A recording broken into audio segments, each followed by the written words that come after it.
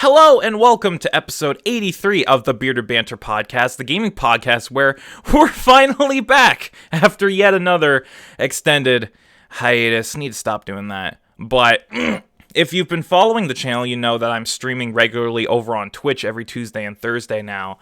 The reason we haven't had banter since the beginning of the year is because circumstances arise at the last minute, and the last couple weeks when we've had banter, I've unfortunately had to push the Thursday stream to Friday. But we're here, we're recording a couple days earlier than we usually do because we're going out of town on Friday, but I didn't want to push this back any further. We're fucking here. We're ready to talk about video games. I'm your host, Shane the Bearded One. With me, as always, is my co-host, Spenny.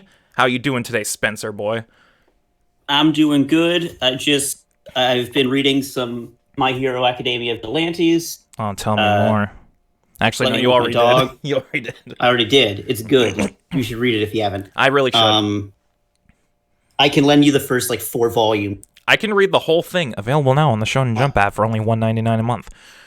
Unfortunately, talking about anime and manga is the other podcast. The other podcast. We're not here for that weeb bullshit. God, no. We're here for video games. What fucking loser would even watch anime? I don't even watch it. I just read comic books like a real American. Anime? More like Anna made up. More like anime. More like Anna gay. Am I right, boys? Whoa! Oh, You got him! We got him! Welcome to the show, everyone. As you can see, we would usually be joined by my other co-host, Matt Legion Rex, but that poor old boy Matt must have slept in because he's not here currently, and you know what that means. Mark off your Bearded Banter bingo cards. That means he gets the big red X of shame adorned upon his face until he eventually shows up. God rest his soul. I was trying to get that sound effect right. Cool. Good. You did a good job. Thank you. So, he'll be X'd out until he maybe shows up. I don't even know if he will. But besides that, we're here to talk about some video games. If you're not familiar with our format, which I don't blame you, we haven't done this in 2 months, we usually start with some general discussion, talk about what we've been playing lately. We end that section off with a discussion question of the week, and then we go straight into the news, which we have a good amount of news. Nothing too big because it is the beginning of the year. Nothing super important or groundbreaking has happened yet in the gaming industry. But we got some stuff to talk about. So without further ado, let's get right into it. Spencer, what have you been playing lately? Well, I recently came back from Ottawa. Yes, he went away for a day trip. I thought it was longer, but it was apparently a day trip. Oh, it was. I left Friday, Saturday, Sunday, and came back. Oh, okay. But for those of you who don't know Canadian geography, from where we live, me and Shane, and our co-host Matt, and many other people that appear in the podcast. Don't disclose that information. I'm not. We don't want to get fucking DDoSed. Docs. But it's a drive. Let's just say this. Yeah. It's a substantial drive. It's a substantial drive. So I have a lot of time to pull out my Switch, which I have next to me. Ooh. On my Switch, and then read some book and then fall asleep. But mostly I played my Switch. And mostly I played 3 games. Reason. The first game I have played was Fire Emblem 3 Houses. Of course. I finally beat the first story. Which was Golden what, Wind. the Golden Wind. Golden Wind. The Golden Ventoreo. Ventoreo. The Golden Deer route. I have a picture that I can send Shane of the last screen I saw, which is me being married to my wife, Dorothea. Oh? Was it a cute wedding? It was so cute because she's amazing and I love her. Lethia is overpowered. Mm-hmm. From what she I've had heard. 27 spells, dude, and each spell did 66 times 2 damage. So, with a 27 to 30% damage. chance of with a 27 to 30% chance of critting on each hit. Cool. and a crit does triple damage. Sounds broken. It is. But that's what happens with Magic users in Fire Emblem. They're very broken. But I have 1 story down, 4 to go. The first story took me 60 hours to complete. Wow. Keep in mind, time of that was probably spent like idling, so it was probably closer to like, still, it was closer to maybe like 57, 58 hours. Oh, wow. Chalk 2 hours off that. I know, but it's a substantial game, and it's obviously chock full of replayability because I have another 3 entire stories to go through. I was playing Smash as well. Wow, she got some big bahonkers. Holy shit. Yes, I just saw the fucking picture he sent me in side chat. Whoa, look at those badonka honkers. Look at those smorgasdorgas. I feel like you have a type. Yeah. I mean, same.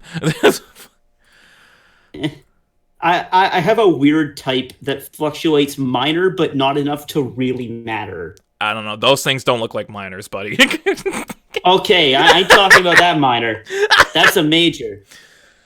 She was a songstress, goddammit. She worked at an opera house. People loved her, but goddammit, I love her the most. I mean, you married her, so clearly. I did. I had like 8 choices on who to marry. It's like, no, not even a real thing. But it was nice. I played Smash. Speaking of Byleth, I played Smash. Oh yeah, you finally tried out Byleth. She's actually really good. She's fun. Fucking it's weird having a down shit. B that isn't a counter. Yeah, for like all the Fire Emblem characters have a counter. And her down B is like a sick fucking act.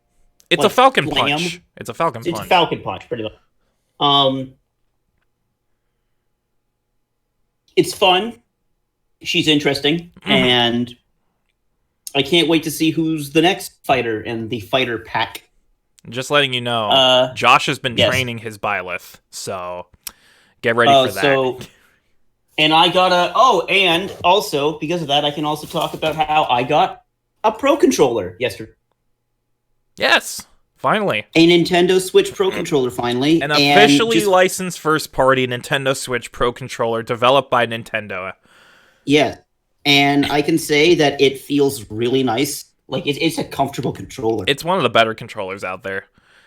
Like, the sticks are in good positions. The buttons are big enough that you can, like, hit them properly without having to, like, overly reach. They do have that weird, like, plastic mushy feeling to them. They don't exactly, like, click. But oh yeah, it's not like a PS4 controller or like an Xbox controller. Yeah. It's like the buttons feel third party, if that makes sense. Yeah, I can see. I see what you're getting at. But the triggers are really nice. The buttons are really responsive. It's a pretty damn nice controller. So I'm happy with my purchase. It's especially good controller for Smash. Yes, I've been using it for like the last year for Smash. So. I can already tell that it's going to up my game for Smash.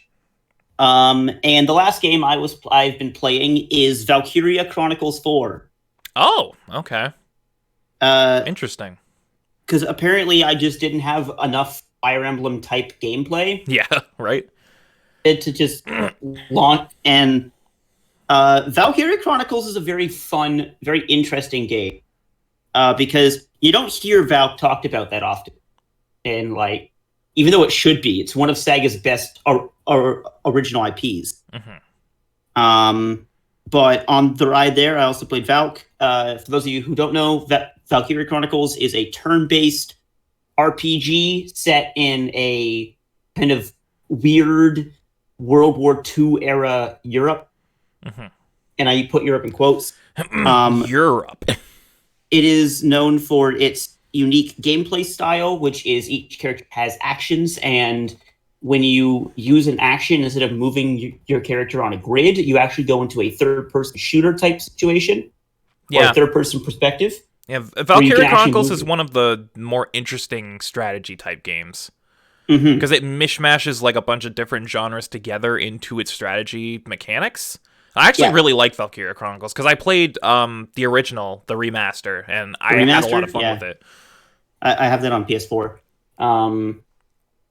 But yeah, Valk is it's really fun. The art style is gorgeous. If people don't know what it is, it's a watercolor aesthetic, like a storybook. Mhm.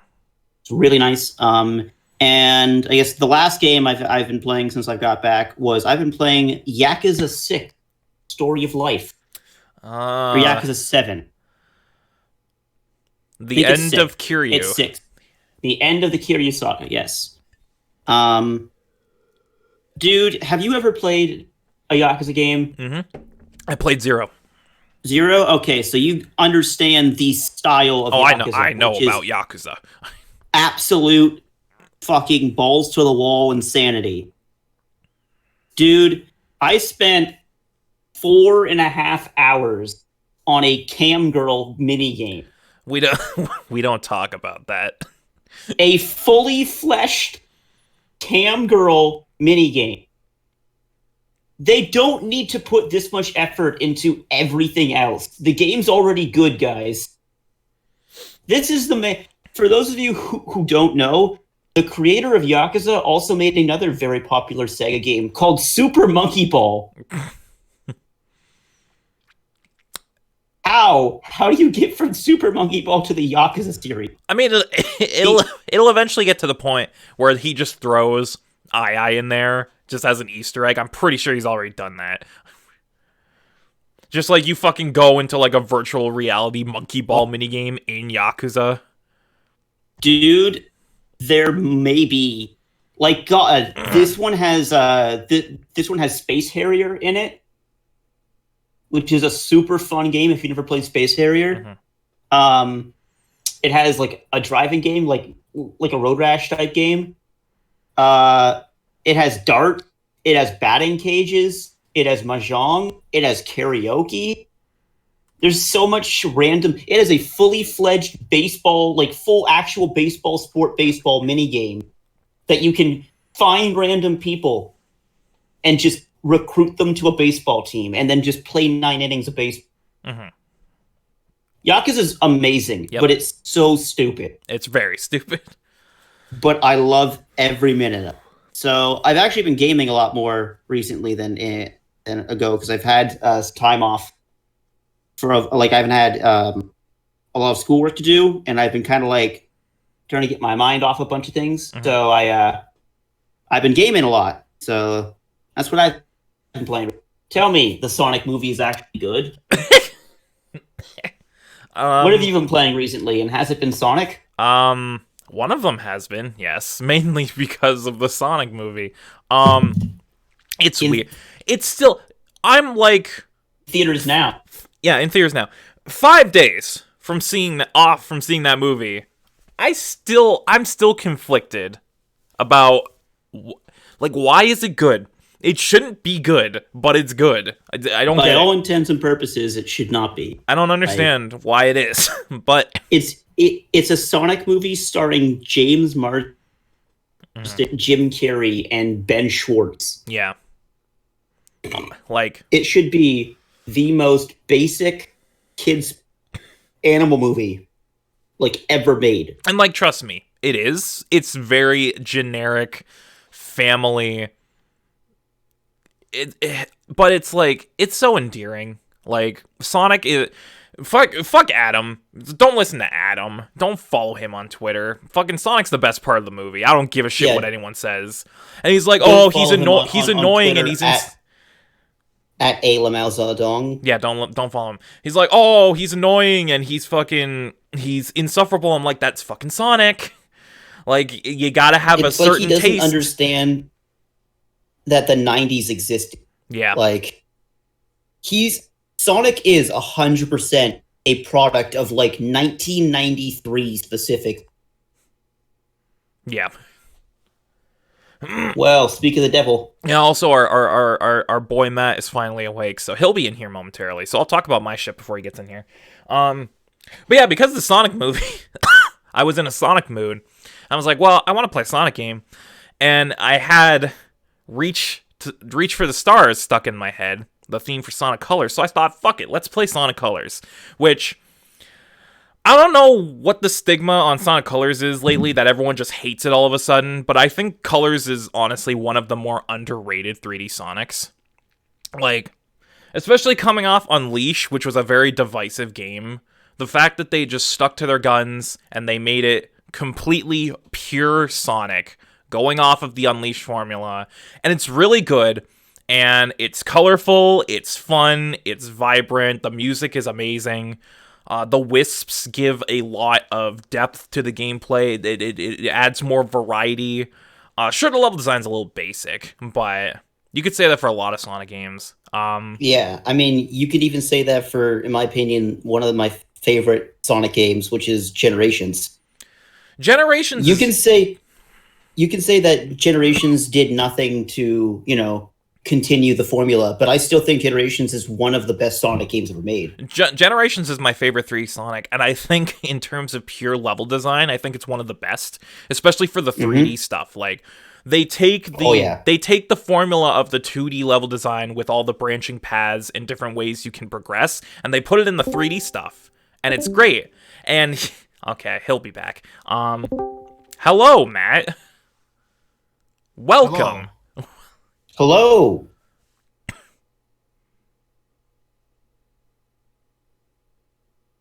Yes. Welcome to the podcast, my friend. Oh, you're recording? Never mind. Oh, yeah, we started without you.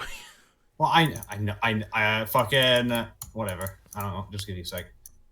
And I will remove the X from your face now that you're here. Okay. But yeah, I was talking about Sonic Colors because I played Sonic Colors recently. Okay, Matt, can agree or disagree? Do you think that Sonic Colors is one of the more underrated Sonic games? Yes. Okay, good. We're on the same page. Yeah, I've been playing that, and I really love Sonic Colors. Some other stuff I've been playing in my downtime. I've been playing a lot of Bloody Palace and DMC5, of course. It's my bread and butter. Yeah. But recently I've noticed that I've actually been getting better at DMC. Like, I'm actually, like, fine-tuning my combos and my extensions and stuff, and it feels really good when you spend enough time on a game and you feel yourself actually progressing. Like, it's a weird feeling, but it feels good. So I've been playing a little bit of that. Last night I played, which just recently came out, like yesterday officially, but I got it like 4 days early. Hell yeah.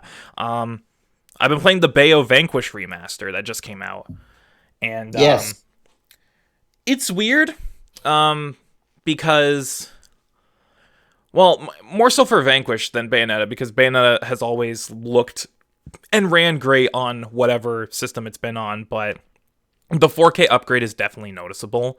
I thought it would be one of those things where it was just like a rush job with the 4K conversion, and you could tell that it's just a 360 game outputted, like, upscaled to 4K. Nah, they did their fucking work, man. Like, the conversion's actually really good, and it's really noticeable, and it looks super crisp and clear, and they did a good job on the remaster. But I didn't want to spend too much time talking about Bayonetta because, of course, I've spent more than enough time talking about Bayonetta. Vanquish. We know that you like Bayo. However, Vanquish, dude, sliding, shooting, space. I forgot how fun Vanquish was. And it's so weird compared to the rest of their games. Like, they've never done that kind of game again since Vanquish, where they take, like, the crazy over-the-top stuff from the action genre and put it in a third-person shooter. It's really fun.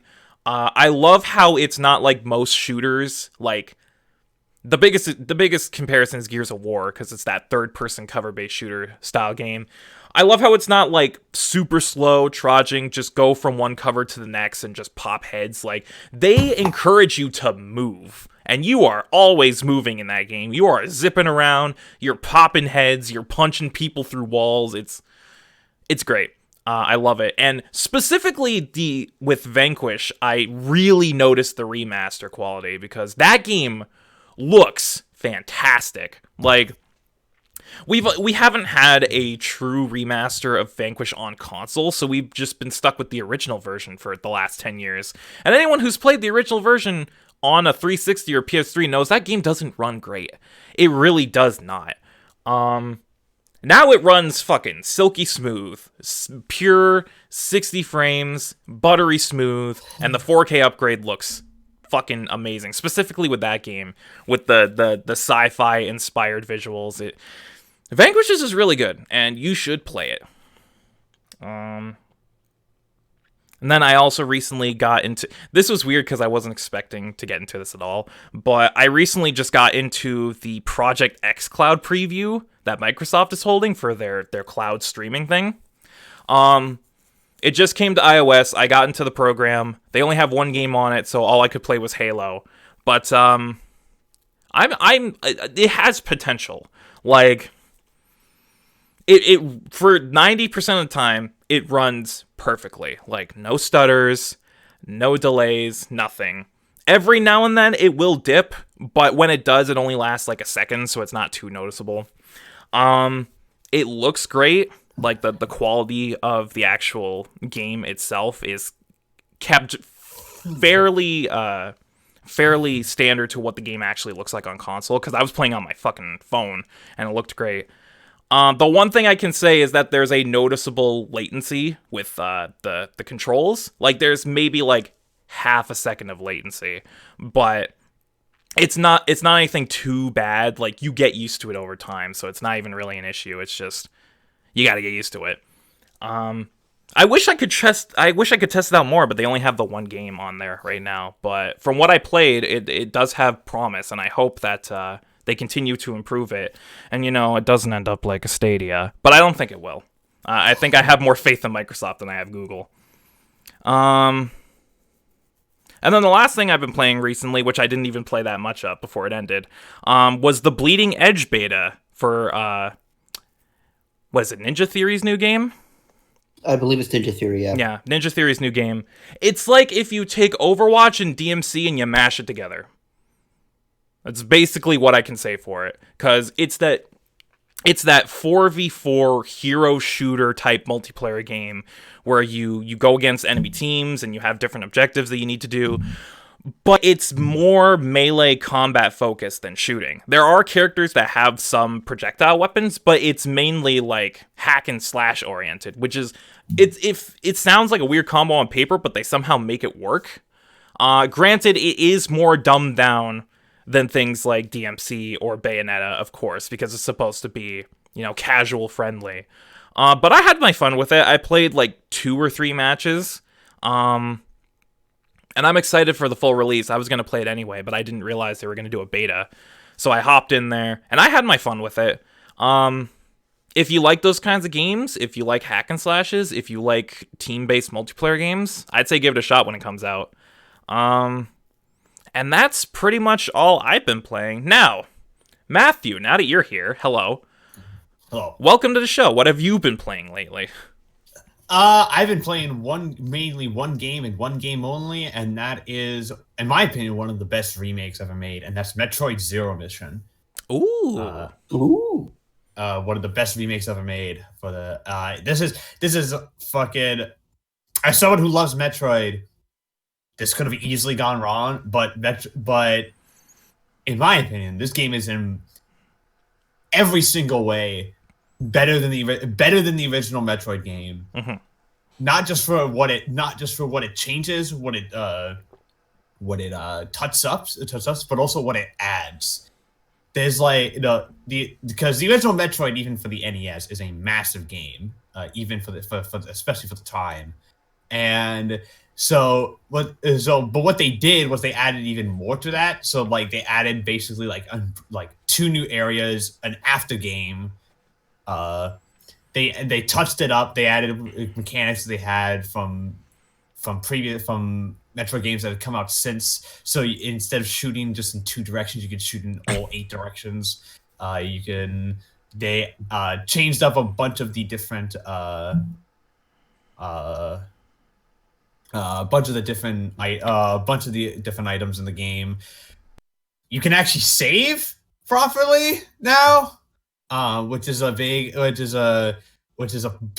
plus. You can and probably the best thing that they changed from the original Metroid, because I don't know how many people here have played the original Metroid. Shane, have you played? I've dabbled in it a little bit, but I haven't played too much of it. All right, Spencer. Same as Shane. I played maybe 2.5 hours. All right, because I've beaten it. And okay. So you know how in most Metroid games when you pick up an item, like pick up a beam item, they like stack, and you're like, oh, now I have this like super powerful like mega ice beam. Right. Yes. Here it overwrites in the original Metroid, so you can have an ice beam with like a long beam, or like a long beam with like the fucking whatever.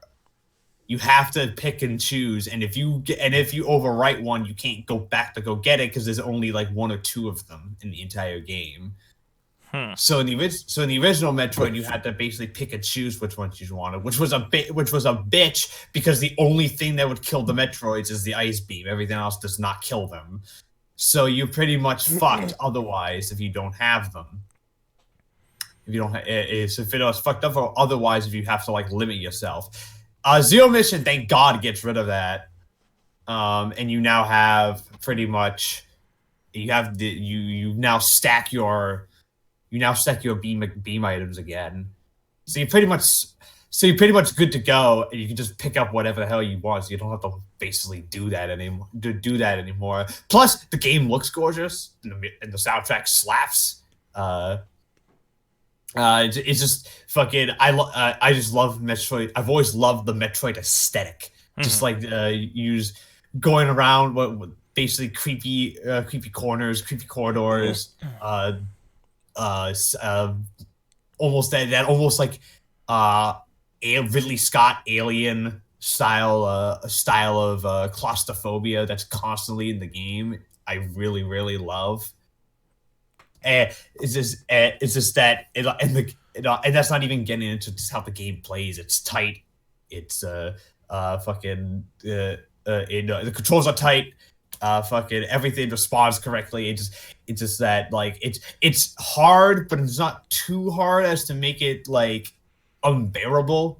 Like it's definitely not an easy game, but it's not one that you play in like, oh yeah, this is unbeatable. It's definitely one that it's very fair in how it does its difficulty. I just really love.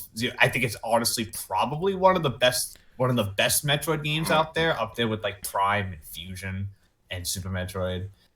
Definitely, if you've not played Zero Mission, check it out. It's on the GBA. Okay. It's on the GBA. Which means it's probably gonna come to the Switch network in like 10,000 years. So Or I never. Don't know. So who knows? Or never. Who knows? But definitely, if you have the chance, check out Metroid Zero Mission. It's worth playing. Cool. Anything else you've been playing? Nah, that's pretty much all it. All right. Cool. I need to play more Metroid games. I just realized. Yes, I really do. Yes, you do. Which ones have you played? I played Zero. I've played Super Metroid. I played a little bit of Metroid Prime 1. Mm-hmm. I played the Samus Returns remake. Yeah, which is great. Yeah. And I actually played AM2R a little bit too. Oh. Mm-hmm. Which So, yeah, Nintendo fucking hire that guy and put it on the Switch. God damn it.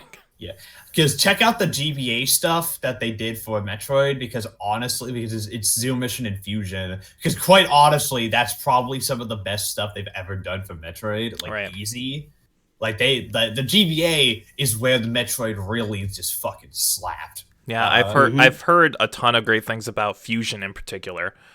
Yeah, Fusion is okay. I actually think I prefer Zero Mission, but that's only because like Zero Mission is more non-linear, and I like my Metroid games to be non-linear. Fusion's super linear for a Metroid game, which is kind of annoying. But what it makes up with in linearity, it makes up with a really good story. Great, it's surprising because the game came out in like 2001, 2002. Like it came out really early in the GBA's life cycle, and it looks like it's like the best looking game on the platform. Like without a fucking doubt. Like, it's so, don't you love it when that happens? like, it's, yeah, without a shadow in my mind, it's the best looking game on the platform. Like, it's gorgeous to look at, and it's got like a bunch of really cool items. Like, the fact that your suit is like part Metroid is a really cool mechanic, and it actually gives you like a bunch of cool new abilities that other Metroid games don't have. So yeah, it's definitely worth checking out. It's a great game. Mm-hmm. I really should. Could probably like fucking emulate them really easily, but Oh yeah, they're super easy to emulate. Nowadays, yeah. yeah. But with that said, we're ready to wrap up our general discussion with a discussion question of the week. If you're not familiar with this, when we end our general discussion section, I pose a question to the boys about something related to gaming, and we get everyone's opinion on it before we move into the news. So, this is a question I've been sitting on for a while, and I heard this question, and I was like, that's interesting, because there's so many different ways you could answer this. So I'm going to pose this to the group. The discussion question of the week this time is, what's the best game you've never played? Huh? Like, what's a game that you know by all intents and purposes from everything you've heard about it is a great game, but you've never had the chance to play it yourself? And I know my answer, so if you guys need to think about this, I can go first. I need to think about this. Yeah, you go first, because I actually don't know. Mine's easy. Mine's the Wonderful 101. How have you not played the Wonderful 101? Because I just Hand didn't. in your platinum card. Hand in your platinum fan. My platinum membership has been revoked. It has been officially revoked. Until I you have been sat kicked down out of the company and by played- Kamiya and himself. Played 101. What if I tweet at Kamiya and say I've never played the Wonderful 101? Do you think he'll block me? First off, first off, you're tweeting him in English, so he's automatically going to block you.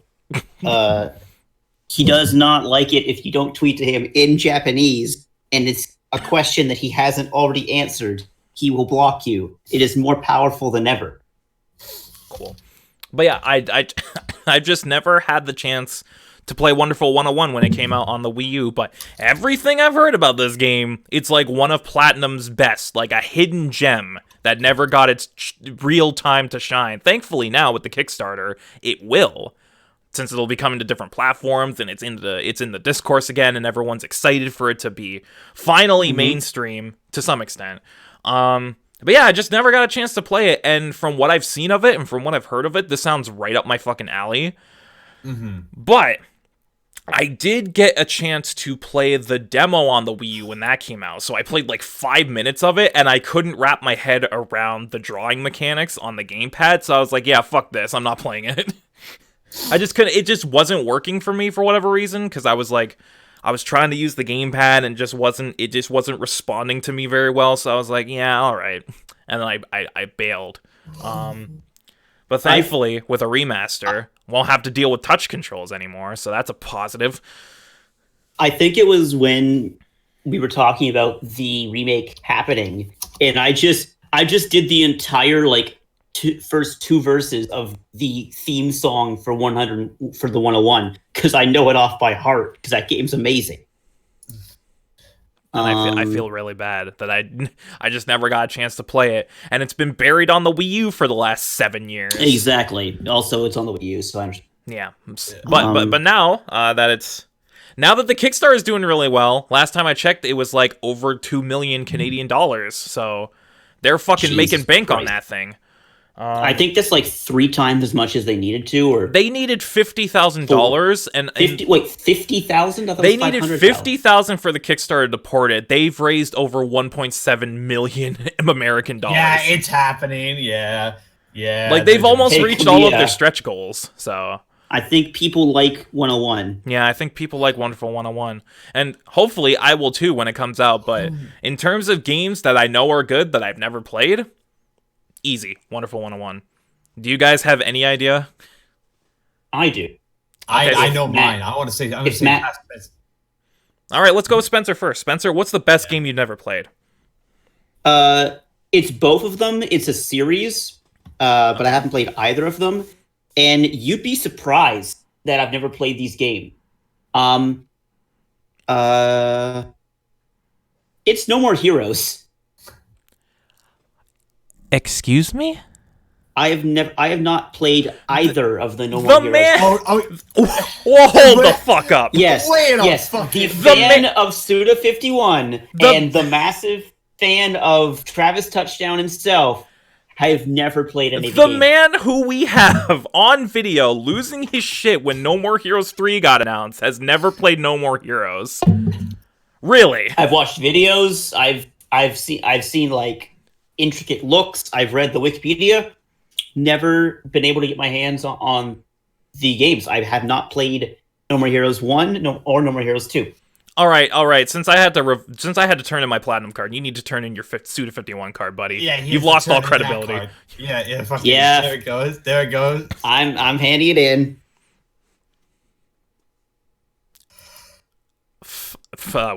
That one's surprising, because like we have video evidence of you losing your shit over No More Heroes.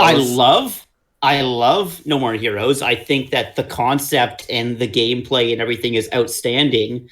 But yeah, I've never played any of the games. Well, color me pink, I guess. Wow, that's interesting. But all right, let's finish off with Matt. Matt, what's the best game that you've never played? Please don't hurt me. Oh, here we go. Everyone's got I've never one. played any of these games, and there's like 7 of them, and I've been meaning to play them for so fucking long, but I've just never had the chance for whatever reason, and that's Yakuza. You have never played. I have never any of touched any of the Yakuza games. You're going after Spencer now. Fucking, I have never ever touched any of the Yakuza games.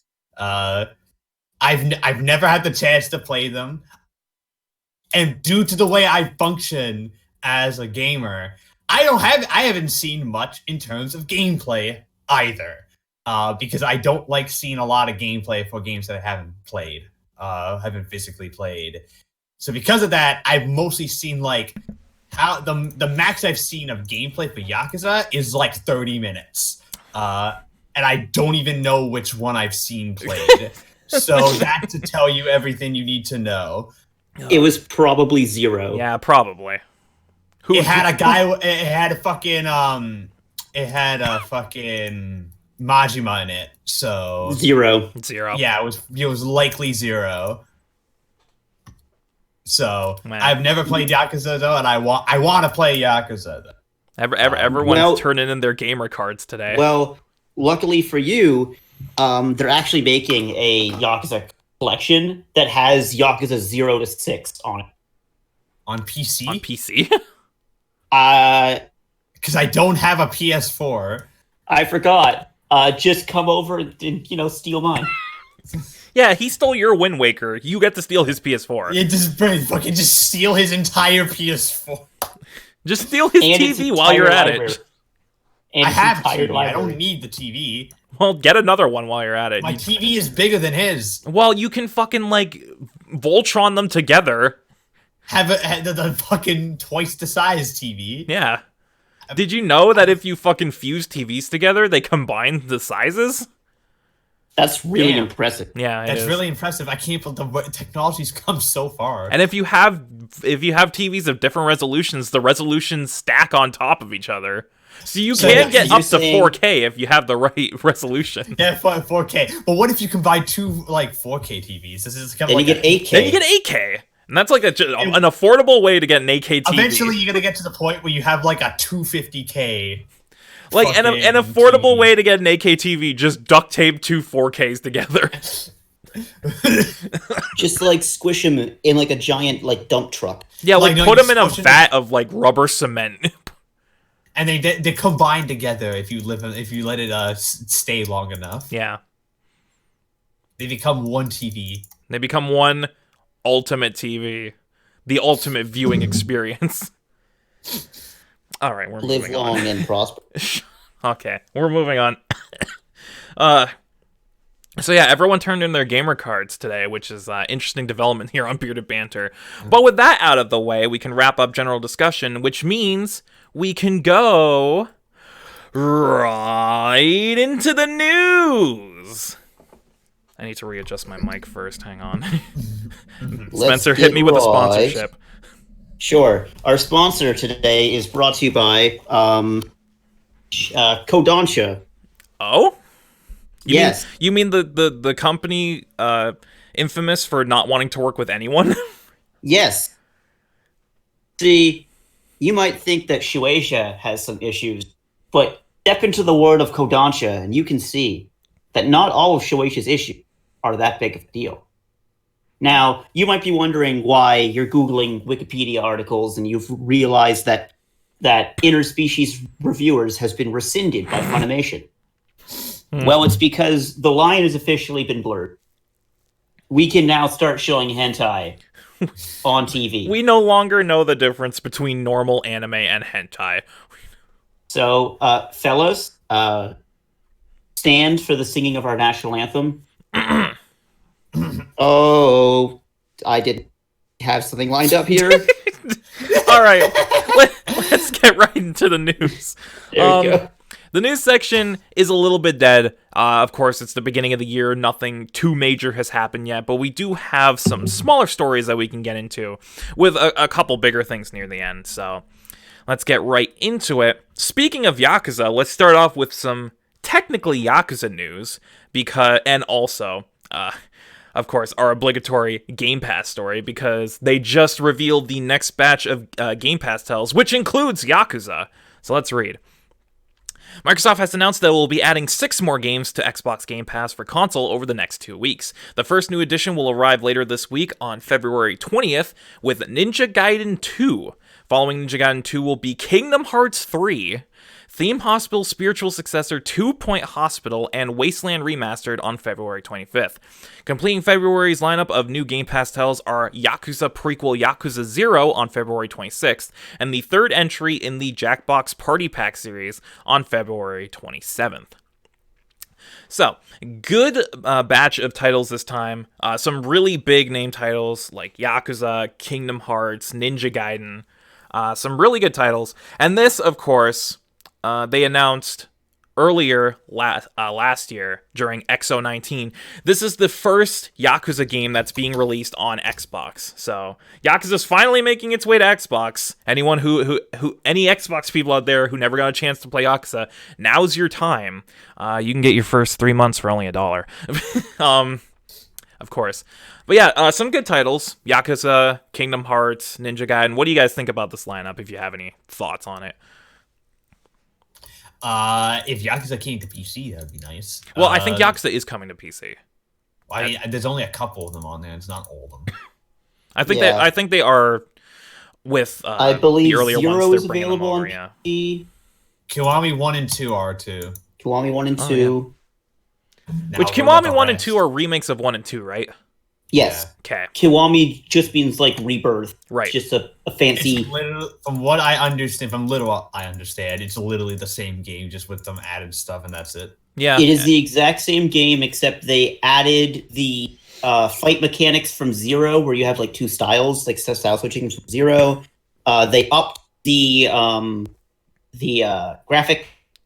They fixed a lot of the combat because the game came out on the PS2, like in the early 2000s, and it's very jank. However, it is famous for having some very odd choices for the dub. It's the only one. It's the only Yakuza game to be dubbed. Oh, I didn't know that. I thought none of them got dubbed. Mark Hamill plays Majima. That's a great. That's amazing. okay. That's amazing. What are you talking about? All right. Yeah. Unfortunately, when it came out, people didn't really think the dub was good at all. So they actually just straight up, they just stopped dubbing it after that. But yeah, Mark Hamill plays Goro Majima in the original Yakuza. Wow. That's pretty great, actually. Shit, dude. Wow. It was a surprisingly good dub for just being like being 2005. Yeah. That's interesting. I didn't know that. Mm-hmm. But yeah, so a good selection of Game Pass titles to wrap off the end of the month. Specifically, one I see down here, Kingdom Hearts 3, which moving right into our next story. I'm good at transitions. Nice segue. Thank you. It was announced, again, back at XO19, that they were porting the entirety of the Kingdom Hearts franchise over to Xbox for the very first time. Did you know that they shadow dropped that yesterday? Huh, okay. Oh. So let's read. Square Enix has finally released Kingdom Hearts HD 1.5 plus 2.5 Remix and Kingdom Hearts HD 2.8 Final Chapter Prologue on Xbox One. 1.5 2.5 is available for $50 and includes remastered versions of KH1, Chain of Memories, KH2, Birth by Sleep, as well as HD cinematics for $358 over 2 days and recoded. While 2.8 Final Chapter Prologue bundles together Dream Drop Distance, 0.2 Birth by Sleep, A Fragmentary Passage, and the Kingdom Hearts Key back cover movie for $60. Keep in mind, that's inflated, so it's even more over here. But yeah, they finally released all the Kingdom Hearts games on Xbox, so the entirety of the Kingdom Hearts franchise is available now on Xbox One. I have some issues with this, though. Seeing as how they just announced that they're putting KH3 on Game Pass, why not the rest of them? It would just make a lot of sense. You would make a ton of royalties from Game Pass subs, and anyone who does get into Game Pass could be able to play the entire series from the beginning. I don't understand why they didn't do that. Which goes into my second problem with this. This shit is overpriced as hell. Like, 1.5, 2.5 is 65 Canadian dollars, and 2.8 is full price. So you're telling me the 3DS remake, the 3-hour prologue for 3, and a movie for a mobile game that makes no sense is worth more than the rest of the franchise? Okay, Square Enix, all right, whatever you say. It's worth like at least $6. Yeah, whatever you say, Square Enix. It's great that these games are finally on a platform that they've never had a presence on before, so people who have never gotten a chance to play them because they've been on Xbox can now do so. It's just, man, you missed the golden opportunity here. What do you guys think about this? Mm-hmm. So nothing. Because, well, there really isn't anything. You basically hit the nail on the head. Yeah. The extra little bits and bobs are not worth an additional 30 Canadian dollars. Yeah, no, it's not. It's not. And again, I don't like, with you putting 3 on there, I don't get why you wouldn't just slap the rest on there, but whatever. That's Square Enix's decision, and clearly they didn't want to do that. But again, it is nice to see these games finally come to Xbox. Moving on, let's get into some Nintendo Switch news, including a new version of the Switch Lite, which I will post a picture of in podcast for you guys to see. The Coral Nintendo Switch Lite is launching in April. Yeah. Nintendo has announced that it will be adding a new color option for its Switch Lite range in April. From April 3rd, Nintendo's handheld-only Nintendo Switch Lite will be available in yellow, gray, turquoise, and a new coral pink option. The Coral Switch Lite has a suggested retail price of $199.99. As you can see, this tweet from Nintendo. A new splash of color joins the Switch Lite lineup. The vibrant and playful Coral Switch Lite arrives on April 3rd. This is coming off the cuffs of them just recently announcing the Animal Crossing New Horizons variant for the original Switch model, which everyone lost their shit over. And a lot of people thought, well, why didn't they make that a Switch Lite? But they clearly had other options. They clearly had other plans for the Switch Lite. They got this new pink color. What do you guys think of the color? I think it's very nice, actually. Mm-hmm.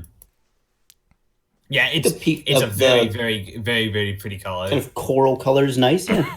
Like, if I were to get a Switch Lite, it would probably, for me, either be between the turquoise blue or this, because I really like the pink on this thing.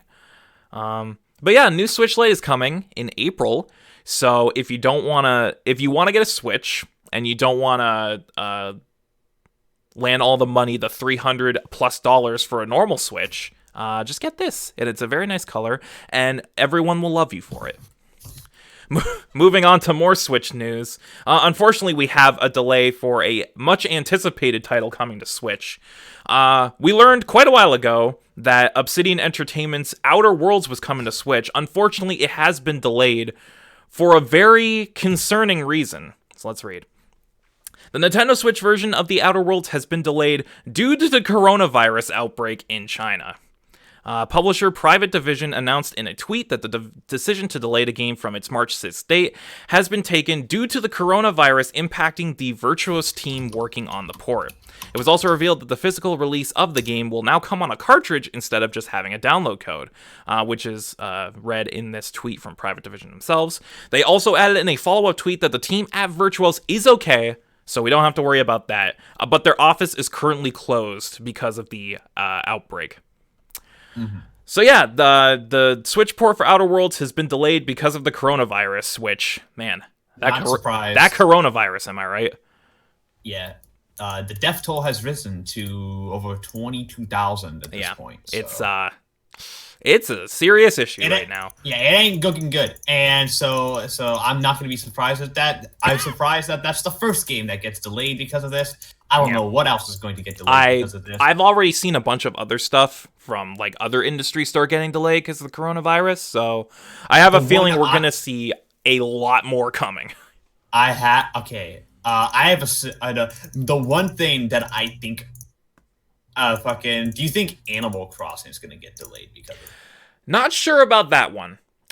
Because it's already been delayed. I'm not sure if the team over there is being affected by it, but it's in Japan, which is like one of the ones being most affected by it right now. They might, but I mean, we're getting a fucking direct about Animal Crossing tomorrow. So if they are going to delay it, they will probably state there, but I don't think they will. Yeah, because I don't know how we're probably gonna see more delays coming though. I don't know for what though. That's the thing. Mm-hmm. I don't know what's coming for that. Honestly, I agree with Matt. I wouldn't be surprised if we start seeing a lot more stuff get delayed because of the coronavirus. Yeah. Fortunately, though, the team is okay, so we don't have to worry about that. Everyone's safe, but for those of you waiting for Outer Worlds to come to Switch, you're going to have to wait a little bit longer. No new date has been announced yet, but they did say that when they get one, they will let people know. Moving on to some more lighthearted, some more happy Switch news. Devil May Cry 3 coming to Switch tomorrow. And unfortunately, we didn't get to talk about this as it was happening, but near the beginning of January, they announced on the DMC Twitter that they were adding a couple new features to the Switch port of 3, mainly because 3 is the fan favorite. It's a very special game for a lot of people, so they wanted to treat the fans with some new stuff for the Switch port. We already got announcements for full style and weapon switching. But just this past week, we got the last announcement for the last feature being added, which is Co-op Bloody Palace. So let's read. Capcom has revealed that Devil May Cry 3 Special Edition on Nintendo Switch will include local co-op support for the game's Bloody Palace mode. Producer Matt Walker took to Twitter to reveal the news and also mentioned that players will be able to either share Joy-Con, use 2 Joy-Con each, or use the Pro Controller when playing co-op. Players will be able to access co-op for Bloody Palace after completing the introductory mission and can create separate save files for Dante and Virgil. Bloody Palace co-op also joins previously announced new features of seamless style switch system and weapon switching feature. So yeah, this is cool. I'm a little disappointed that this was the Virgil news because they started this whole series off by teasing something Virgil related. But I'm not going to complain. Like, Co-op Bloody Palace sounds like a fucking dope feature. Like, and this is something that hasn't been implemented in any other DMC game. So I saw some of the developer gameplay because they did do a live stream the day after this announcement. And it looks fucking nutty. Because you just put a Dante and a Virgil in Bloody Palace and just let them go at it. It's fucking chaos and I love it. My question, though, is, and this is specifically for me and Spencer, since we're the DMC guys, is freeform style switching, full weapon switching, and co-op Bloody Palace enough incentive for you to buy DMC3 again? Me personally? Yeah. Like, are these features full enough price, added to the game that you Not think for you full would? Price. Okay. Well, it's like No. $20, so. Yo, is it $20? Yeah, it's like $20. Then I would definitely consider it, but I already have beaten the game on like 3 different consoles. Mm-hmm. Unlike Shovel Knight and you, I'm not that insane yet, but I would don't definitely worry. I would definitely consider it though. Oh, don't worry. Eventually, I'll get that Treasure Trove physical for Switch. Don't worry about There it. we go. For me, I'm torn on it because the stuff they did announce are very cool features. They're basically bringing DMC3 up to speed with the later games, which is something that's been holding it back since 4 and 5 have come out. And Co-op Blade Palace looks fucking awesome. Oh yeah. But, like Spencer, I've beaten this game so many times on so many different systems. Like, it's incentive enough, but I don't know if I would go the extra mile to actually buy it again. Especially since, as far as we know, these features are only coming to the Switch version. There's no word on whether or not they're going to release an update for the HD collection on like PS4 or Xbox, and whether or not those versions are going to get this stuff. So if it's if it's home to the Switch version, then maybe at some point. But right now, I think I'll pass. With all that being said, if you have not played DMC3, oh yeah, go for it. This is the definitive edition. Absolutely, go for it. This is the definitive edition of DMC3. Easy. So if you haven't played it, go for it. If you have, maybe wait on a price drop. But let's move on. This one's for me because, of course, Dragon Ball FighterZ. We just recently had our World Tour Finals where we got new information on the 3rd season. Dragon Ball FighterZ 3rd Fighters Pass includes Ultra Instinct Goku and Kefla. So let's read. Bandai Namco has revealed that Dragon Ball FighterZ is getting a 3rd Fighters Pass that includes 5 more characters. The first new character joining the roster is Kefla, the fusion between Caulifla and Kale, and will be available in the game from February 28th. However, unlike other Fighters Passes, owners of Fighters Pass 3 will gain access to her and all future characters 2 days earlier. Following Kefla will be the previously revealed Ultra Instinct Goku. An exact release date for this new version of Goku has not been confirmed, but he's expected to arrive in spring 2020. Bandai Namco also announced that it will be introducing a new feature to the game soon called Z Assist Select. This new addition allows players to select their character's assist attack from a choice of 3 different options. So very, very exciting stuff coming for Dragon Ball FighterZ. We got a new season. We got some system changes with the assist select. We got new characters. Matt, since you are also the big Dragon Ball guy, Kefla. Kefla. I have no idea who these. Okay, so Kefla. You go for it. All right. So there's some explanation. Okay, so during the Universal, this was during the Universal Tournament arc. Yes. Tournament of Power. The Tournament of Power. Okay, so there is in one of the universe, the Universe 7. I'm pretty Universe sure. 6. Universe 6. Because the mainline Dragon Ball universe, the one that takes place, is Universe 7. Universe 6 is Universe 7's parallel universe. Because of that, it has Saiyans in it. Okay. However, it has different Saiyans. Two of these are Kale and Caulifla, who are 2 female Saiyans. And they can go Super Saiyan. Well, they have a fusion called Kefla.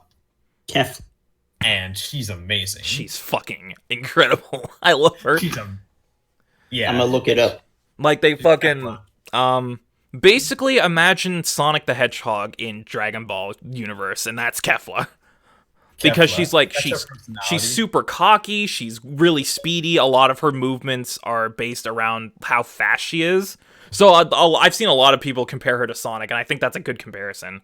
That's a really cool looking design. Yeah. Who do you prefer? No, but okay. Who do you prefer before Kefla? Oh, Caulifla, easy. Yeah, same here. Yeah, like come on. It's easily Caulifla. Caulifla is like pure waifu material. Yeah, agreed. But Kale, by the way, Spencer, was the one that made a big deal a couple years ago when it was revealed that she has this. Yes. Oh no, similar. Okay. So.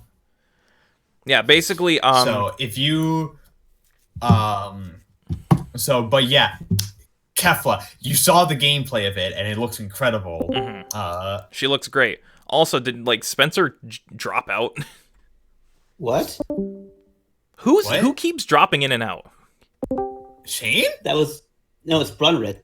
What is happening? I don't have fucking Discord up. I can't see anything. Go away, Josh. Fucking leave. And I'm leaving. Hi, welcome back. Hi, welcome back. I don't know what's happening anymore. Anyway. Discord.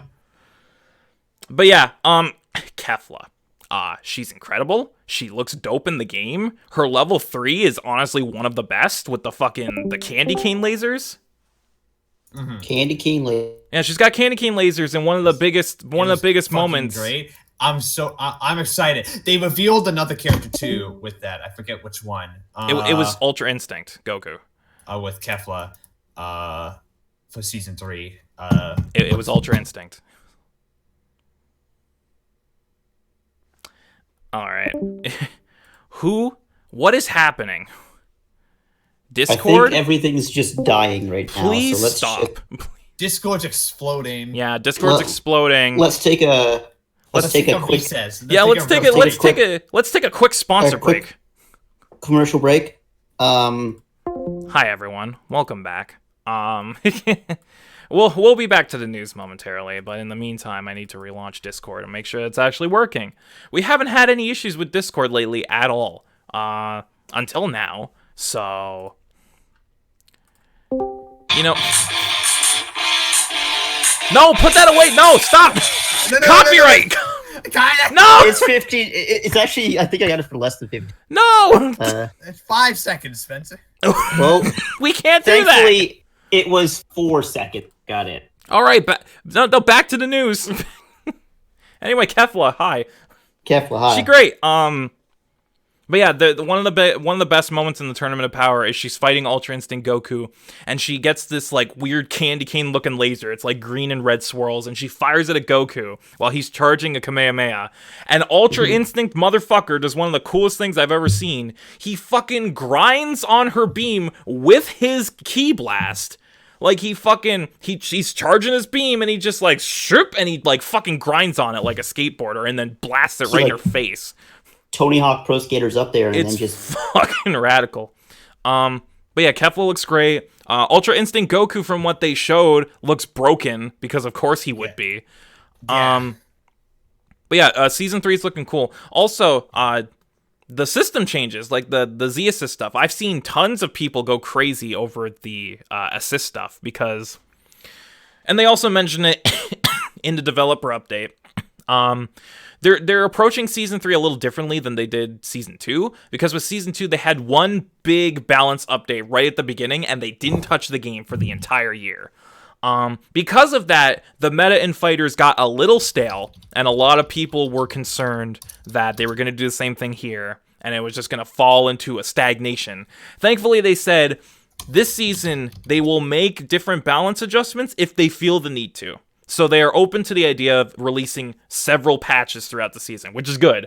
And the assist thing is already like a huge system change, because it's been like that since the beginning. Each character's only had one assist, and some characters have terrible assists. So the fact that each and every character, including future DLC characters, get to be able to pick from 3 different assist attacks, that changes up the meta significantly, and I've already seen a bunch of people freak out over that.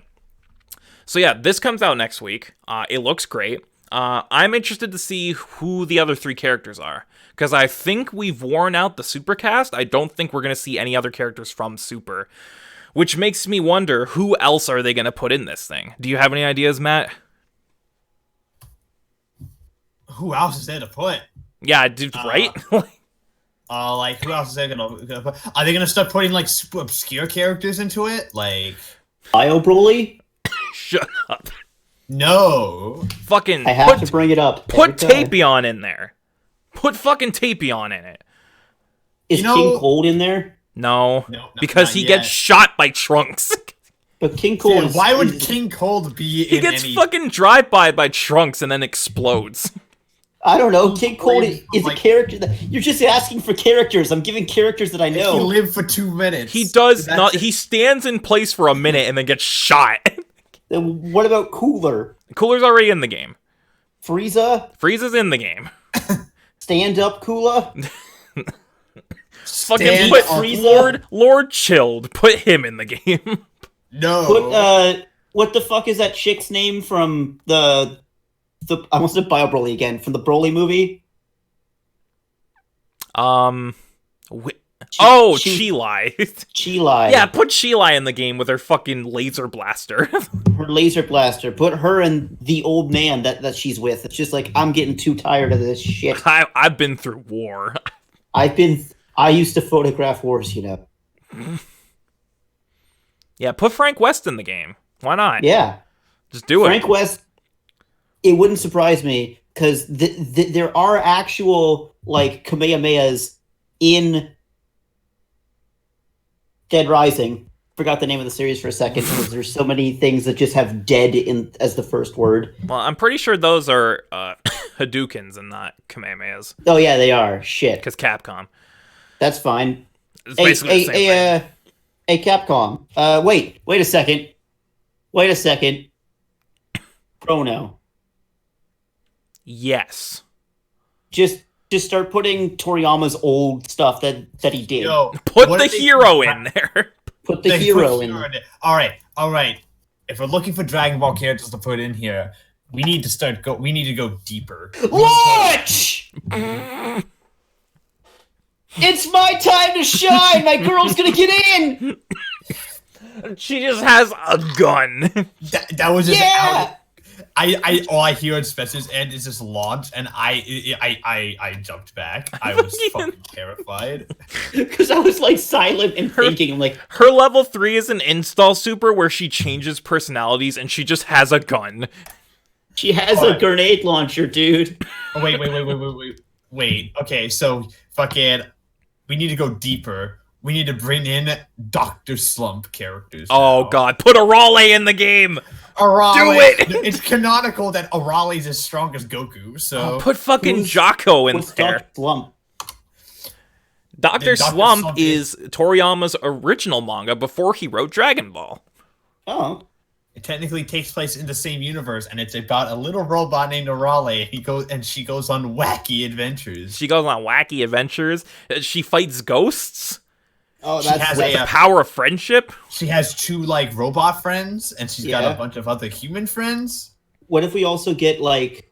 What if they run out and they just start putting like Toei characters? Like, just put Kitaro in there. Just put Luffy in the game. Why not? Just put Luffy in the game. What? Just Okay, make then. it Jump Force. Put better Jump Force. Better Jump Force. Put Toriyama in the game.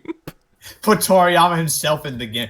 Wait, it's just putting all kinds of different Gokus in the game. Put fake Super Saiyan Goku in the game. Oh if you my want. god. Oh, Put fucking gross. Lord Slug fake SS Goku. Wait, Yeah, that's what I was about to say. Yeah. Ah, What the fuck is Lord Slug? it's one of the movies. He's Don't a watch it. fucking- It's not great. Lord Slug's not great, but Lord Slug's a fucking Namekian. Lord Slug is basically King Piccolo again. Okay. And Goku goes Super Saiyan, but But the movie not came really. out- but the movie came out before Super Saiyan was like a thing or like had a color. So he like turns like full black or full red or whatever the hell. No, he's literally fucking. He has the gold aura, but his hair is still black. And then they put that in later filler in the fucking Other World tournament. Because remember, fucking. Oh yeah, they did. Because remember, the Grand Kai sends him and Pycon to go deal with the villains in hell, and he's like, I can't reveal my full power to him yet. So he goes like fake Super Saiyan. It's so stupid, but I love it. I was like, well, yeah, Put yeah, fucking Lord Slug in the game. Why not? He gets big boy energy. Isn't Satan there somehow? Don't put Satan in the game, please. fucking- we don't Does need Satan any- show up? we and don't- he plays basketball with Goku or something like that? We don't need any Dan Hibikis in this game, please. All right. Yeah, fucking. If you want to go, you can now play as the Dragon Balls themselves in Dragon Ball. When you collect all 7 Dragon Balls in a match, you can then play as Shenron. What would he even do? He just, would That's just a better like blow them up. That's a better fucking option than what getting the Dragon Balls actually does. Okay, well, you know what's you know what's fun? I had to fucking hold a second, fucking stop for a second. I'm like, Spencer, did you realize that Shenron is summoned via the Dragon Balls? Yes. Yeah. Hence All my right. point. You know what's funny is that every time Shenron shows up in the show, he doesn't do anything. All he does is grant the wish. Shenron could easily just like solve problems. You can just wish like, yo, Shenron, my wish is for you to eat the villain. And then he could. But he never do that. It's great. But anyway, Kef, what's coming? Yeah. No, did you have any other ideas? Because I'm open to hear them. No, I don't. Put actually. fucking Raditz in the game. Yeah, I can see that actually. Put fucking Nova Shenron, not Omega Shenron. Nova Shenron. The Nova. fire I was one. gonna say the Put fire one. Baby in the game. Yeah, that baby. Put that giant turtle that Master Roshi rides on. No, fucking turtle. Turtle. Okay. His name is Turtle. No, Yes. I got it. That Fucking- turtle has a power level of like 500. Put Master Roshi in the game, but make him like an Android 18, where he has an assist character that's the turtle. And the turtle Put in just comes Saiyaman. out super slowly and just like slaps the other The Great person. Saiyaman. Yeah, just actually putting Great Saiyaman, you fucking cowards. Well, they did the same thing with 17, so they could do it. Just like, oh, he's gonna come in for his wife and be an assistant. Nah, he's his own goddamn. Haha, it's me, Oh, the champion of justice, or whatever. totally not Gohan. No, absolutely not. Why would you think that? Who is Gohan? Who I the heard fuck? he has Who the a fuck is this? 24 pack and is jacked. Who the fuck is this? Guhan? Who the fuck is Guhan? that? What is he? Some sort of like 8th Saiyan man? What is he? A Saiyan? Is that actually what they're called? That's actually what they're called in Japan. They're called Saiyajin. Anyway, Is moving that what on. SSJ stands for? Yes. Anyway, moving on. Wow, that took way longer than I thought. Half-Life. Remember? That's a thing. Alex. Yes.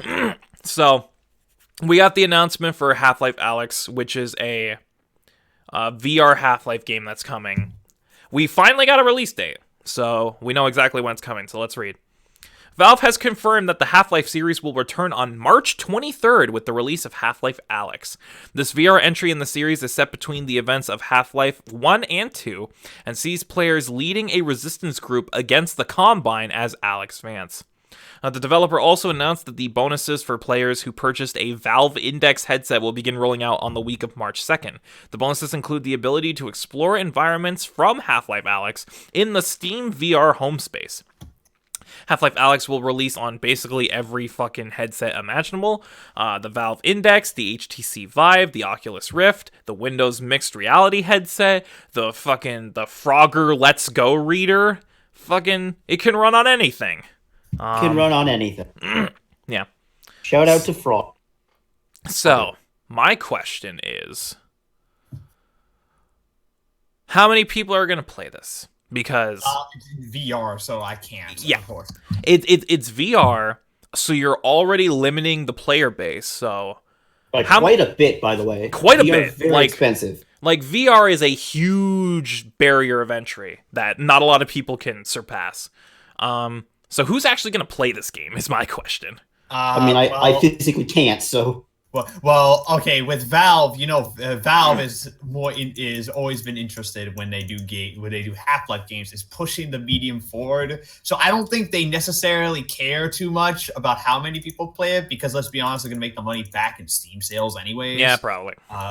So in any case, I think this is more just like a glorified experiment. Yeah, that makes sense. And if it does really well, it shows us still interest in Half-Life. So I think it'll do decently well. If anything, it's probably just going to get people to get a fucking VR headset. How many people without VR are going to buy the game and not be able to play it? They'll just buy the game anyway because like, oh, I like Half-Life. Since Valve has basically openly said, yeah, we're not gonna make a non-VR version of this, so they just buy the game. They just buy the game without having VR just because they really like Half-Life. Like, what's wrong with that? Yeah, I've wasted my money on worse things. It just makes more money. And I mean, if the sales are there and they know that there's interest, then maybe they'll actually make Half-Life 3. Who knows? Who fucking knows? But we'll see once it comes out on March 23rd, and we'll see where it goes from there. All right, moving on, we got 2 more news stories involving some big developers. First off, hey guys, remember Need for Speed? Do you have the need for speed? Yes, it's called Burnout. But anyway, EA announced... That's disrespectful to Burnout. I'm sorry. But EA announced that the Need for Speed series is officially switching studios back to Criterion permanently now. So let's read. And you'll see the reason. It's weird how they word this. EA has revealed that UK-based studio Criterion will be taking over development of future Need for Speed titles from Ghost Games. EA explained in a statement to GameIndustry.biz that the decision has been made due to an issue with attracting enough talent to maintain a AAA studio in Gothenburg, Sweden, where Ghost Games is located. Ghost Games have helped to bring some great Need for Speed experiences to our players. Consistently delivering that at AAA levels means we need teams with diverse skills in locations where we can continually support them and bring in new team members to join. Despite our best efforts to establish an independent development group in Gothenburg over several years, it's become clear that the breadth of talent we need to maintain a full AAA studio is just not available to us there. Criterion can also provide the consistent leadership that we need to continue creating and delivering new Need for Speed experiences for a long time to come. As for Ghost Games' future, EA explained that the studio will be renamed to EA Gothenburg. The plan is to retain the studio's engineers and transfer some of the creative team to Criterion. However, some positions are at risk because, of course, outside of the engineers and those that we plan to transfer to other positions, there would be 30 additional staff in Gothenburg, and we would hope to place as many of them as possible into other roles in the company. So, is this just a glorified statement saying they're basically about to close another studio? Like, let's be real. Yes. Yeah, I think it's looking like Ghost Games is probably going to get closed. Like, we're going to take all the people who actually matter, we're going to move them over to Criterion, but then there's not going to be enough staff over here to sustain Ghost Games, which we now renamed to EA Gothenburg, so that we can hide up the fact that we're probably going to close a studio. But in, like, 6 months, we're probably going to close it anyway. Like, it's interesting because, like, I'm not surprised that they're doing it, though, because... okay, I'm not a huge Need for Speed guy, but I know that under Ghost Games, Need for Speed wasn't great. And Rivals I heard was pretty good, but they had the reboot, they had Payback, and they had Heat, all of which were apparently not that great. So I think that they probably doing this not necessarily because they're not doing this like we're very proud of the Ghost Games, but we want to move it back to Criterion. They're doing it for quality control. They're like fucking. They're trying to play it. They're trying to play damage control right now to fix the brand. So. Hey, EA, I got a great idea. You got Criterion back, right? Make more Burnout games! No one cares about Need for Speed anymore. You've got the original developers back. Make a new fucking Burnout game. For the love of God, please. That's all I have. That's all I have. Well, no, the question is, will they? Fuck no. They won't. I can fucking dream, but fucking... we will never see another Burnout game as long as I live. Like, I will live till I am 80 in the year 2060, and then I will die a miserable man because we never got another Burnout game. I'm calling it right the fuck now. The last Burnout game was Burnout Paradise, so... guess what? That game was really good! Make another one of those! Burnout's You've got good. Criterion back! Do it! You know what's not good? Okay. Forcibly closing studios so you don't have to pay people and a lot of people are about to be out of a job. I love the fact that they're like, oh yeah, we're gonna take the Prime staff from Ghost Games and move them over to Criterion. They're like, Matt's right, they're trying to do damage control. They're like trying to make it seem like they have their best interest in mind, but in reality, they're just keeping the good ones and fucking scrapping the rest. Mm-hmm. Like, don't be surprised if we come back in like 6 months to a year and oh, what a shocker! EA closed Ghost Games because reasons. Turns out they weren't making games. They weren't making games because EA didn't let them. Who would have thought? Don't you love that when a studio is like, we're gonna move all the people, and then they're like, well, I guess we gotta close you. You're not making money. Yeah, because you moved our people. Yeah, because you moved all our people and we can't make games because we don't have enough people. Why does anyone who works in the games or VFX industry get just fucking disrespected? Damn. Like, you know. Shout out to all of man. you hardworking people out there. You deserve more than you get. Yeah. Just pick a different job. You know, you're Go homeless. into the food buy a industry. house. Exactly. You're homeless. Buy a fucking house. It's as Oh, simple you're as starving? that. Get some food, idiot. Exactly. Like, But you know, in all seriousness, I hope. in all seriousness, I hope my heart goes out to all those people that are about to be screwed over by EA. because like of every course. other company in the world exists. Yeah, fucking. I hope y'all get like far better positions and more at far better positions than other companies. That being said, this won't lead to another burnout. You know, this is going to lead to like Need for Speed 27. So Yeah. Which is unfortunate, but whatever. We can't do anything about it because EA holds all the power. Speaking of EA, let's move on to our last story. Guys, remember Anthem? Anthem, I forgot Okay. Anthem was still running. Actually, Time out. This isn't part of a bit. This wasn't recorded. This isn't like a joke. I genuinely forgot it existed. Oh, that's fine. I didn't expect No, you like to. like it straight up took me like 15 to 20 seconds of actual thought to remember that Anthem exists. Yeah, Anthem Anthem's a exists thing. and is still a Anthem- game that is running Yeah. currently. it is still running. But apparently,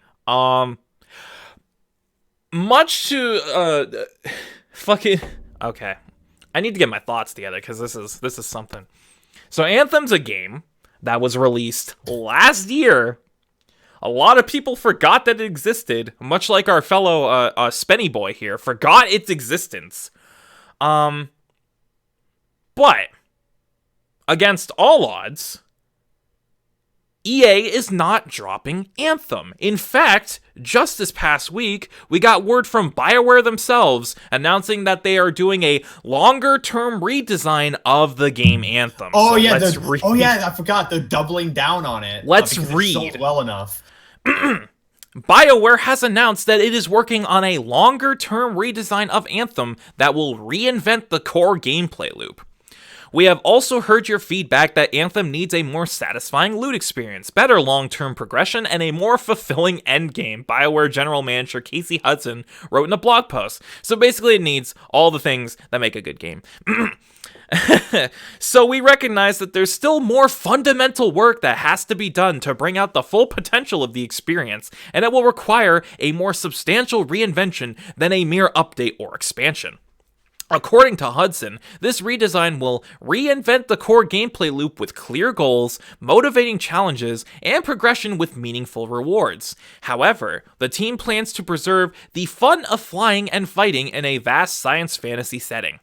While this redesign is being worked on, BioWare will keep the current version of Anthem live, but will move away from full seasons. Players will instead be getting events, store refreshes, and the return of previous seasonal and Cataclysm content in the meantime. Creating new worlds is central to our studio mission, but it's not easy. Sometimes we get it right, sometimes we miss. What keeps us going is the support from players like you, not me specifically, but you know.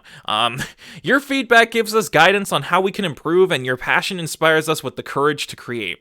I look forward to working together with your involvement and feedback towards the best possible future for Anthem. So, a lot of people, us included, thought that Anthem was just dead. But apparently it's not. Apparently BioWare is doubling down on it, and they want to make it an actual better game that will survive. Who would have thought? They're pulling a Final Fantasy 14 on this seems like. Yep. Sounds like they're trying to completely reboot it. Do you think, though, that it will have the turnaround success story that Final Fantasy 14 did? Hard to say, actually. Final Fantasy 14 had this man called Yoshi P, who was brought in after they fired the designer and head director of 14, and Yoshi P came in and basically flipped everything on its head. Yeah. This is probably going to be, once again, in the hands of Casey Hudson and the upper echelon of BioWare. I can't. Yeah. Where I'm tentatively scared. No, So I don't go ahead, know. All Matt. right. Will this have the same success? I don't know. It's hard to say right now because they just announced it. They just announced it, so who knows? I think scenario I'm leaning towards is what I just think what's actually going to happen. It's going to be it's going to be a reboot in the same way that Destiny 1 to Destiny 2 was a complete overhaul. It's going to be something like that. Or I think more comparably what Destiny to Destiny the Taken King. Because remember when Destiny came out and they did the Taken King and suddenly everyone was like, yo, Destiny's really good now? Suddenly it's a good game, and it has everything that we wanted the original release to have. I called this a year ago when Anthem first came out, and nobody listened to me. So once again, Matt's been proven right. Wrong. Once again, I have been proven right. Something that seems to happen a lot, but whatever. It's probably going to happen. It's going to be an update. The huge, massive expansion, the same vein of Taken King, is going to completely reinvent the game, and suddenly everyone's it's going to be like, what? It's good now. Almost like that if EA didn't fucking force the fucking EA and BioWare didn't put it in the February release date, it would have been a fucking good game, but whatever. Yeah. If only they gave it the actual time it needed for them to actually finish developing it and make it good. Who would have thought, right? Good. So we'll have the same level of success. That is the question. Because quality wise, I'm pretty confident that it will be far better. I don't know about like sales wise, because Anthem did pretty well. It didn't do amazing, but it did pretty well. Mm-hmm. So there's enough people there to sustain it for right now. The question is, I honestly don't know how much money it would make past this reboot, and whether or not it'll be like, whether or not they'll do it like you said, Destiny did, because Vanilla Destiny came out a year later. They got the Taken King, which completely revitalized that game. And then they had a yearly system where they either released a massive update that changed the game or a new game entirely. So how many years do we go until we find an Anthem 2 happening? Probably not, because they're doing Dragon Quest. Dragon Quest. 4, right? They're doing Dragon Quest 16, boys. No. They're doing Dragon Age 4 right now. So probably not anytime soon for Anthem 2. Probably not anytime soon. But in any case, that's another thing actually. Mm-hmm. Is that with Dragon Age, listen, I've not made it a secret that I don't particularly care about Anthem. Mm-hmm. I especially don't care about the business dealings that went into Anthem. Right. We can stand in judgment of EA for hours because they are a terrible company that has consistently taken companies out of business by giving them bad deals and bad video games to make. However, I have stood in the corner of placing staunch blame and judgment on BioWare as a company. They fucked up. This is their mess. And to see them try to fix it means a lot. Because, because of Dragon Age, people are going to be working on Dragon 8. and they're going to put their best people on Dragon Age because that's their. I hate to say it, but that's their last chance. Mm-hmm. If Dragon Age comes out to make a bad Dragon Age game, sorry Exactly. guys, I like Dragon Age too, so don't shoot me. But exactly, this is their big break. This is their last. Okay, they came out with Andromeda, which some people love, a lot of people But it hate. Some fucking people are flunked. indifferent, but it's fine. flunked It's sales fine. wise. Yeah. They've come out with Anthem. Anthem, you have some people that really like it, some people that hate it, but Fucking once again, flunked. it flunked in sales. If Dragon Age 4, for some reason, does not make them money hand over fist, the company will be put under. Or it will be severely cut. Yeah. It's going to severely cut, and they're going to move Mass Effect and Dragon Age over to some other company because I don't think EA is going to let those franchises die off that. Which easily. means that No. which means that Mass Effect and Dragon Age won't be Mass Effect or Dragon Age anymore, because it'll be No. under new heads. It'll be a different copyright. But I'm cautiously optimistic. I think I'm in the same vein as you. Yeah. Same as what Matt said about Destiny and all that. You know, they turn it around. They can turn it around. The concept for Destiny is a very interesting concept. However, they put it smack dab in the middle of loot shooter override. Mm-hmm. Every single game that came out around that time was a loot shooter.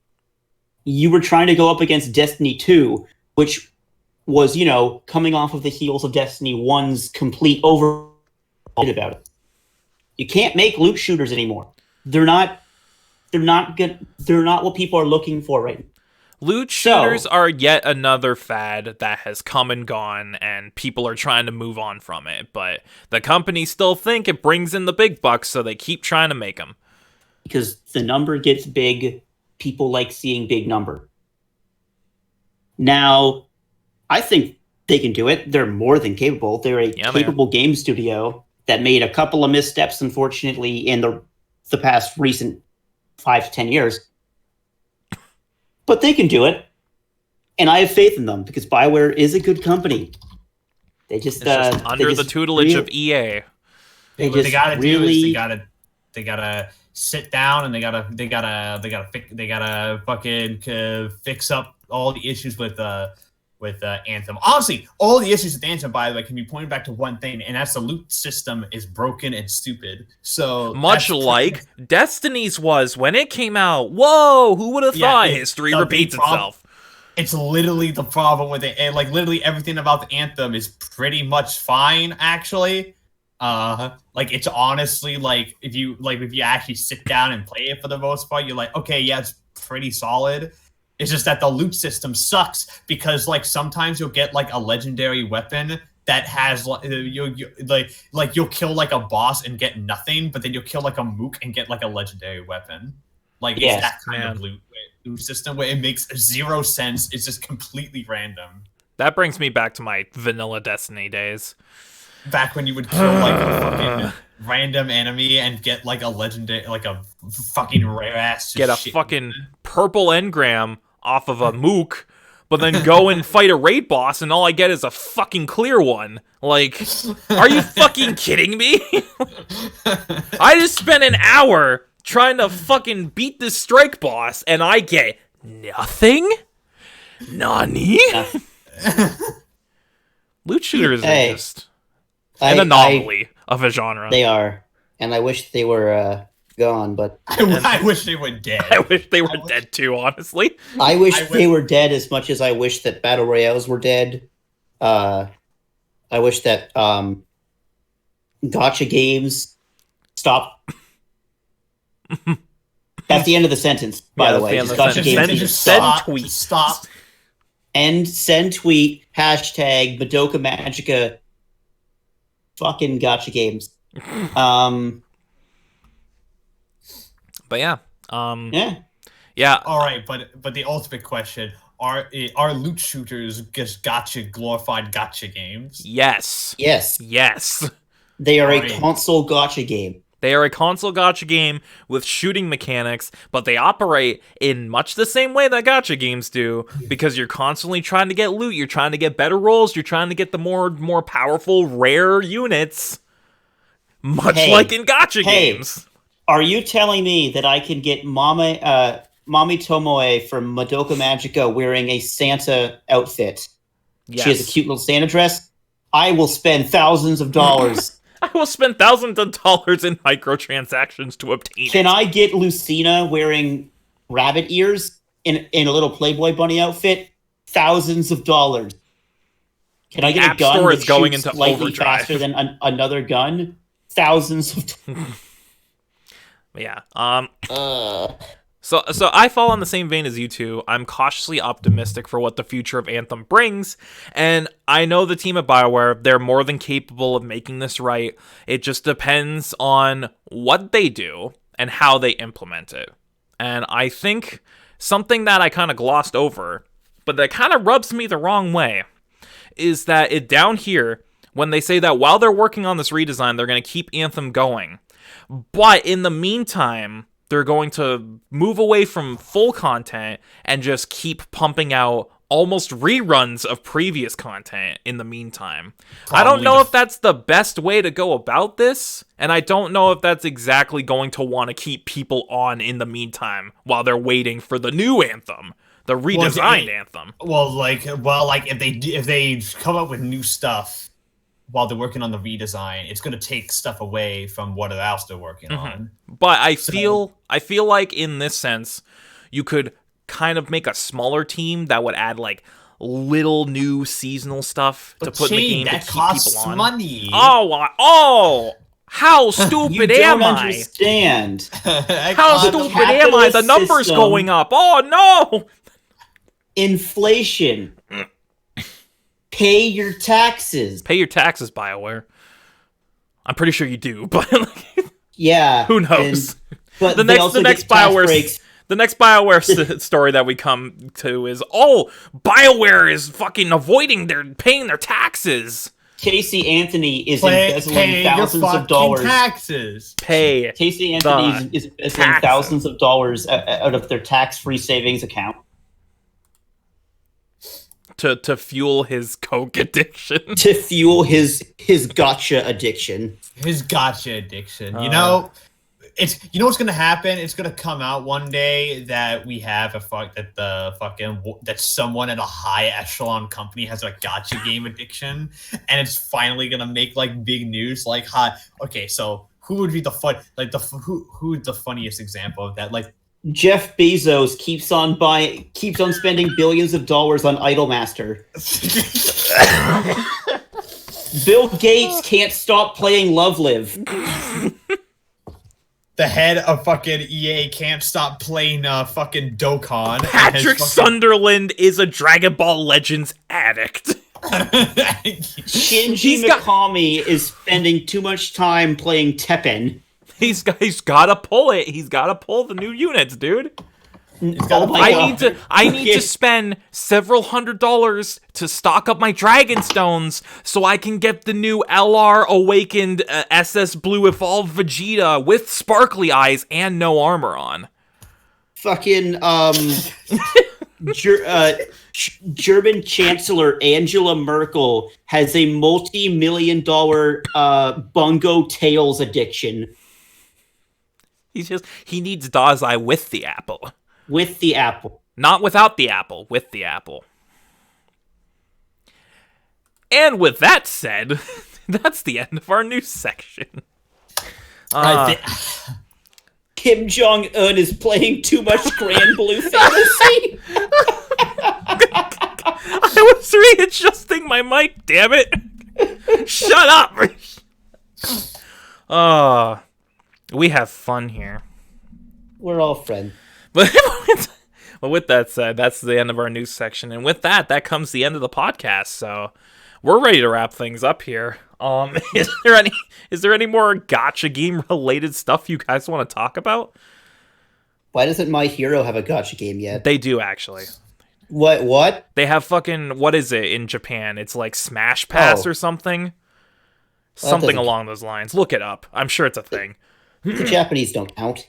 But with that said, we can wrap things up here. So thanks for watching this once again chaotic episode of the Bearded Banter, returning to form once again. Irrelevant, nonsensical bullshit, but that's what you come here for. Yes. Thanks for watching. I'm your host, Shane the Beer One. You can follow me on Twitter at BeardedGamingN, where I post all the updates on BGN, when videos go live, and when we live stream, as well as my shitty opinions on movies, TV, anime, gacha games, and more, and stupid memes. So go follow me on there. Subscribe to us here on YouTube, youtube.com/BeardedGamingNetwork, so you can get a whole bunch of great gaming content, including dumb podcasts like this, stream VODs, Let's Plays, unboxings, funny edited content, and more.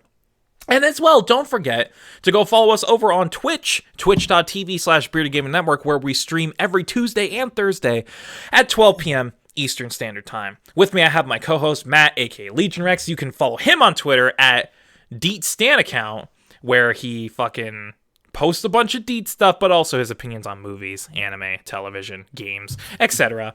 And also go subscribe to him on YouTube, youtube.com/LegionRex, where maybe he'll put out a video at some point. Yeah, maybe. I don't know if the copyright police will let him at this point, but he's gonna try. I'm gonna try, yeah. Because how long has it been since the Spider-Verse video got canned? A while ago. I just haven't been able to do anything because I've been actually very busy, so. So go subscribe to him over there, youtube.com/LegionRex, where we'll see a video eventually. And of course, joining us also is our other co-host, Spencer. You can follow him on Twitter at Beery Burton with 2 E's. 2 E's. Or as he's known on Twitter right now, Banjo 2 E's. Banjo 2 E. Where he posts some dumb thoughts from time to time, but mostly retweets cosplayer photos. So if you like that kind of stuff, you can get that on your timeline if you follow him. And with that said, we can wrap things up here. So thanks for watching this stupid episode of Bearded Banter. We'll be back in 2 weeks for another one. Keep on gaming, everyone. We'll see you next time.